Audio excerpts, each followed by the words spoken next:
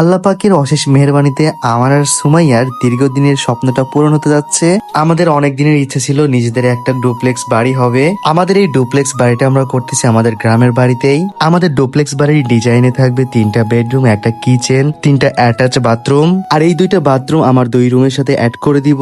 2টা বাথরুম করতে অলমোস্ট প্রায় আমার 3 লক্ষ টাকা প্লাস খরচ হয়েছিল, যার কারণে মূলত ডুপ্লেক্স বাড়ির সাথে অ্যাড করে দেয়া। অনেকের প্রশ্ন থাকতে পারে শহর রেখে কেন গ্রামে বাড়ি করতেছেন। গ্রাম হচ্ছে আলাদা শান্তির একটা জায়গা, যেটা আমি কখনোই শহরে পাই না। আর এই যে আপুকে দেখতে পারতেছেন, তিনিই কিন্তু মূল আর্কিটেক্ট ডিজাইনার। কি এত খুশি কে?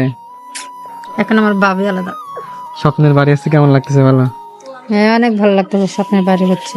এখন তো আমরা ভাড়া বাসায় থাকি, বাড়িটা হলে তো আর ভাড়া বাসায় থাকতে পারে, নিজের বাড়ি। জীবনে কখনো ভাবি নাই যে নিজের একটা স্বপ্নের বাড়ি হবে, একটা নিজের স্বপ্নের বাড়ি হচ্ছে। মানে এতটা ভালো লাগতেছে, মানে বুঝায় বলতে পারবো না।